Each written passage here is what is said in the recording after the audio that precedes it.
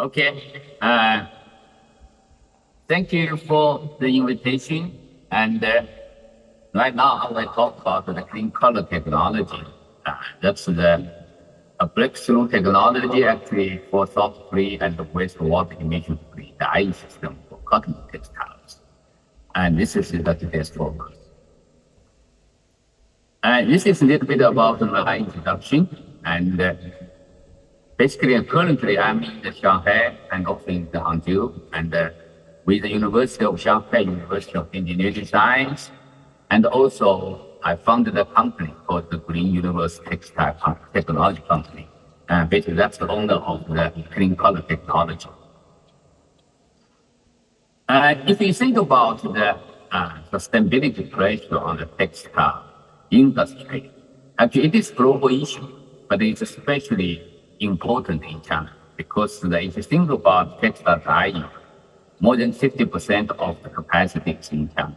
So Chinese government and companies and all the people actually put a lot of effort to try to reduce the pollution, reduce the wastewater issue.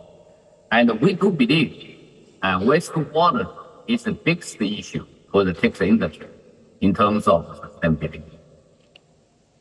And so far, we already developed 3 different technology systems. All of them can achieve zero emission of wastewater. So today, I will talk about the 2 of them. One is called the non-aqueous medium dyeing. Other one is talk about the fabric continuous pad dye. And this 2 technology system actually it's useful for the hydrophilic fibers like cotton, rayon, wool, silk, and etc. And this one, non-aqueous medium dyeing, mainly focus on the fiber dyeing and the yarn dyeing, especially packaging yarn dyeing. And this one, continuous pad dyeing, focus on fabric. That includes the knit fabric and woven fabric. And we have another technology called the low pressure waterless dyeing. Because of timing limitation today, I will not talk about this. But this is already in our system. So all of them, this 3 technology talk about is zero emission of wastewater. This is the center of the issue we have to solve.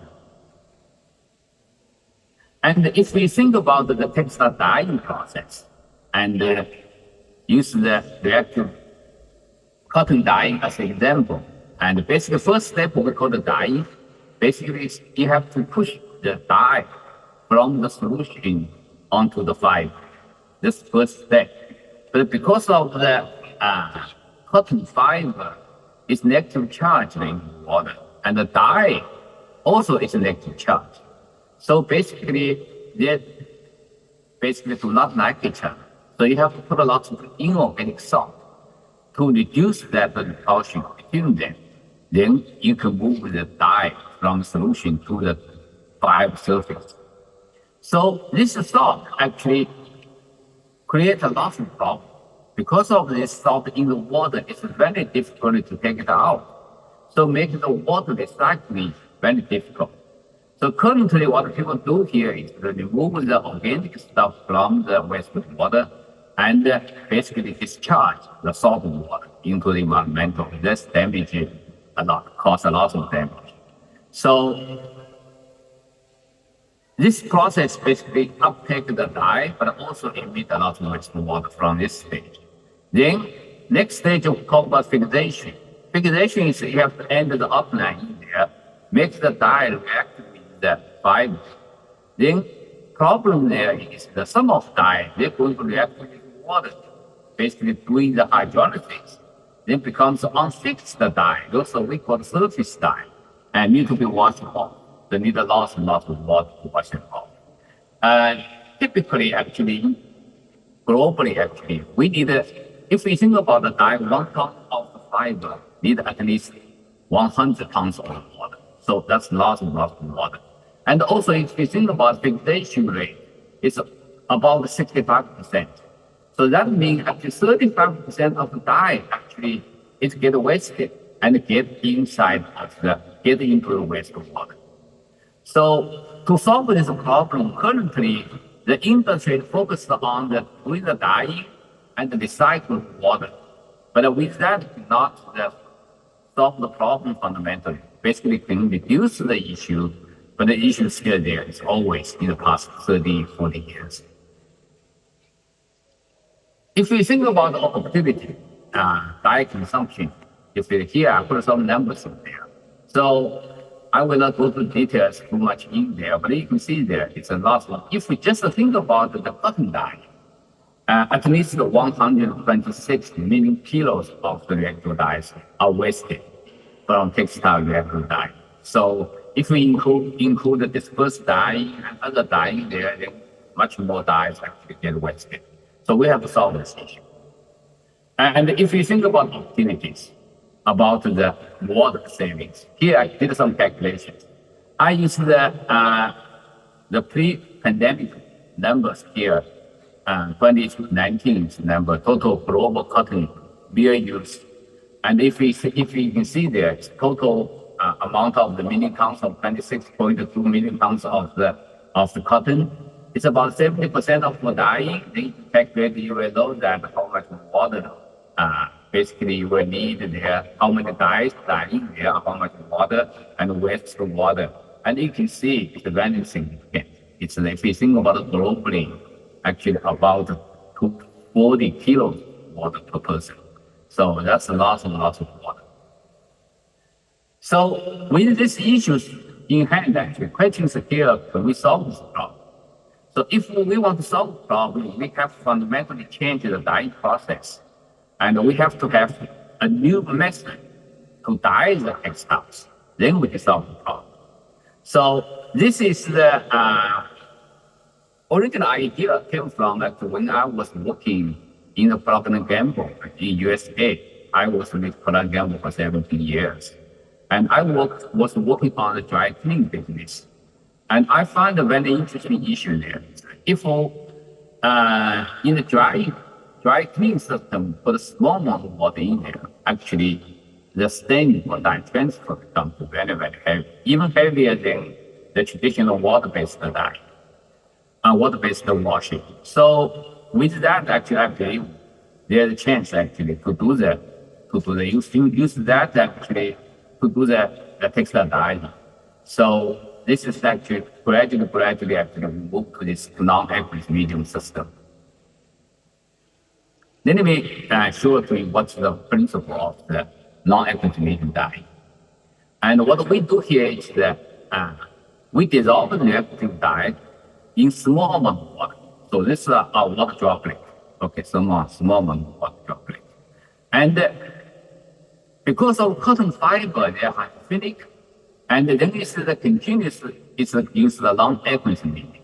Basically, they cannot mix with the water droplet. Okay, so now you can think about this like an oil, and this is the water. And when you let the fiber contact with the water droplet, those water droplets, they automatically move to the fiber surface, then penetrate the inside of the fiber. So with this approach, then we do not need the inorganic salt to reduce the repulsion between the dye and the fiber. So we can make the salt-free. So this whole dyeing process is salt-free. And also, because of this kind of approach, we can get almost 100% dye picker and about 90+% dye fixations. So this approach can fundamentally change those issues we are facing from the traditional water-based dye. And here's some characteristics on the non-aqueous medium dye. One is the dyeing medium actually is the continuous phase, and what I mentioned there before, but it is used as the processing aid, not the solvent. So this is different from solvent dye I think that's used before. So dye actually is not dissolved in a solvent. The dye actually dissolved in a very small amount of water. So a small amount of water actually to dissolve the dye and help the dye penetrate and fix on the fiber. And we use basically its natural affinity between water droplet and the fibers, leading to almost 100% dye pickup. And no salt are necessary for the dye. And interestingly, actually, this process actually prefer low temperature dye. So this also can save some energy, And water demand for after washing is significantly reduced because of higher dye pickup and fixation. And here is basically, it's kind of confirmation actually why we get a higher fixation. And the water-based dye, you can see that, and the fixation is about 60%. And in our process, with the 3 different dyes, we get about 90%. And the reason for that is, if we think about the reactive dye, and if we think that this is 2 reaction groups, and they can react with fiber, but they also can react with water. So basically, if we react with water, it's get a hydrolysis, then this dye becomes surface dye, have to be washed off. Need lots and lots of water to wash them off. And we can use the HPLC to do the analysis. Actually, it's a scientific way to accurately fix to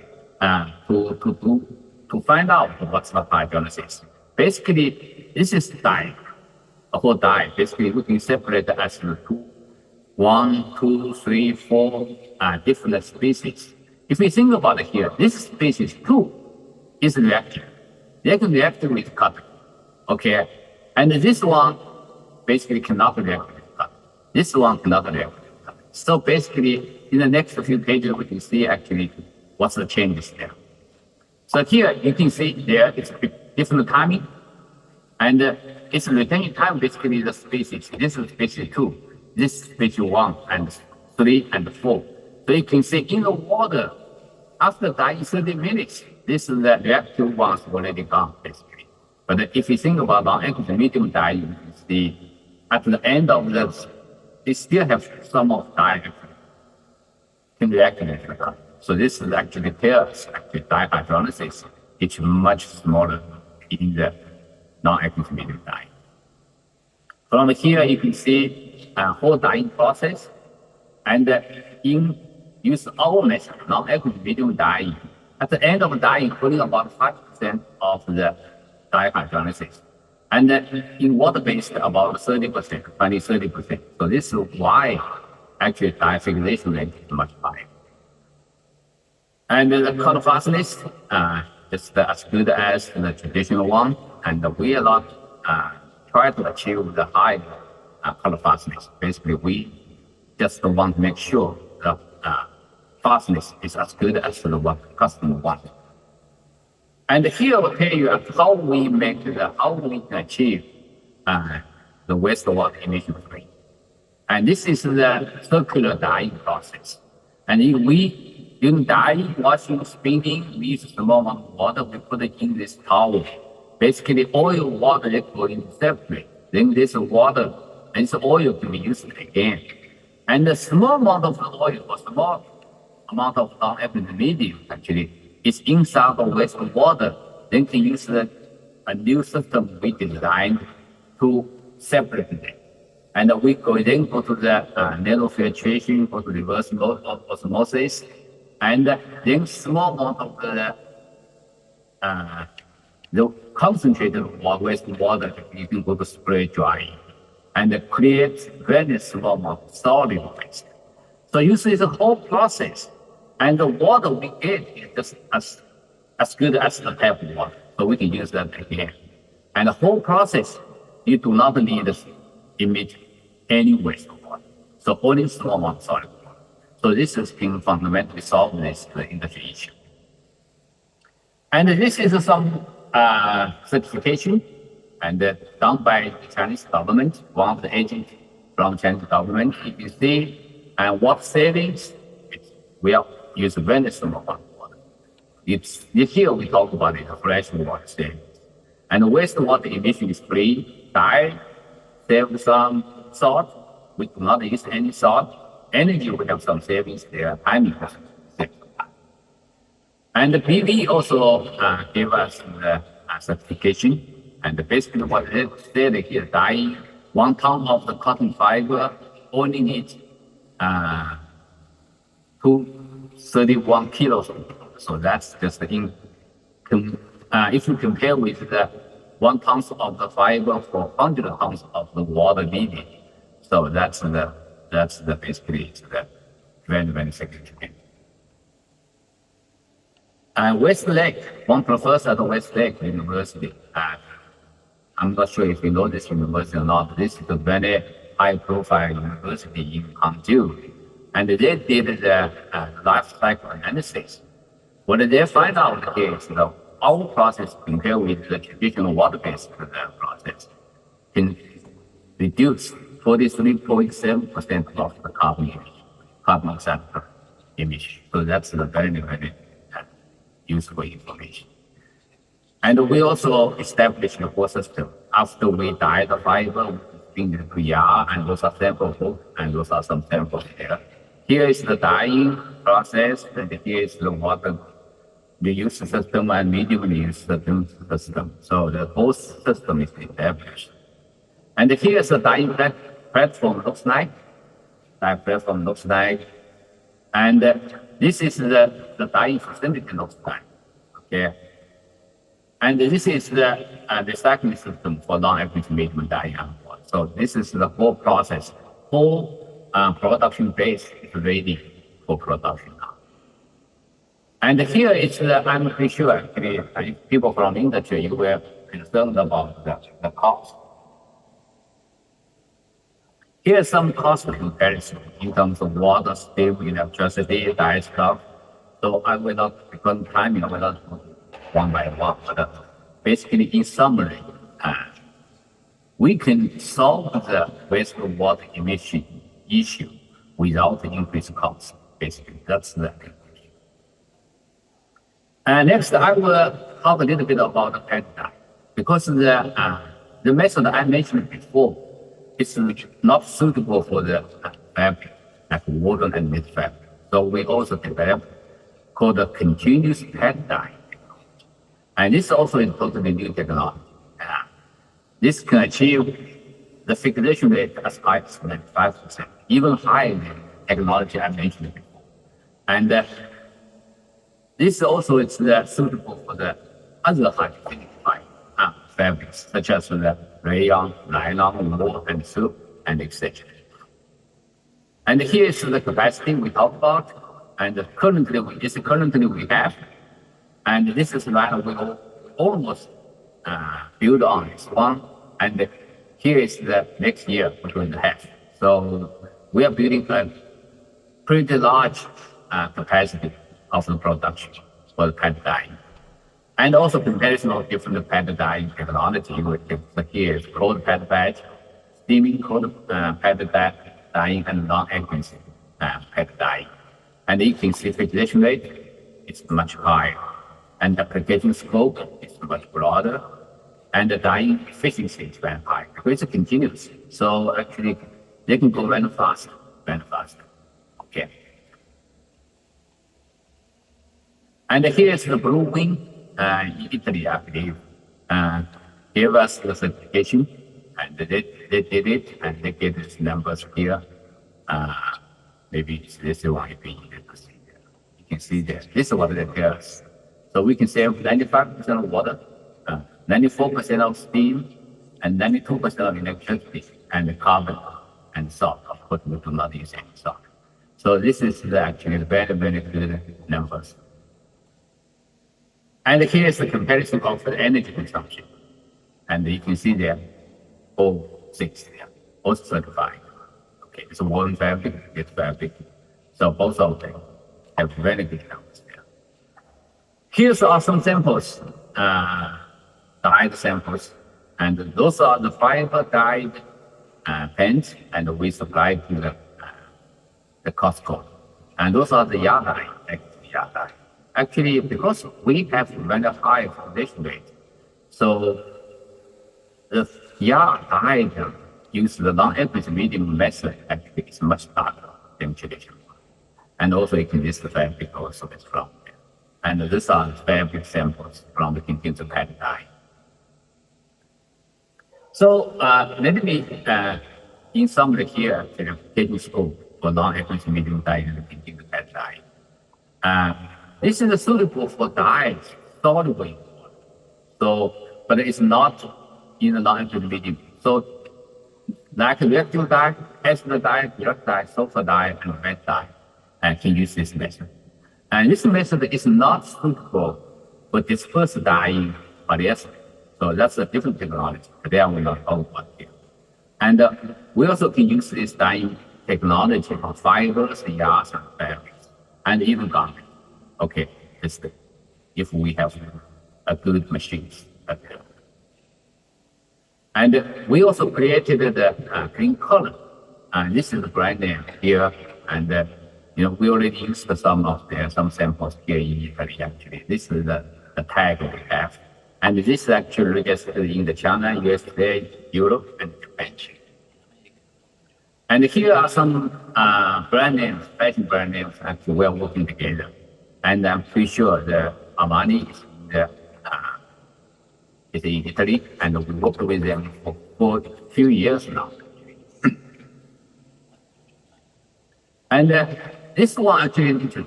We work together with the Costco, and this is the paint, and we made for them, and this is what they try to communicate with their consumers. And basically, what they say here is that if you buy one pair of pants here, and you can save the drinking water, 211 cups of drinking water. And also you can drive 2.5 miles of this car and without any waste gas here, and also power here.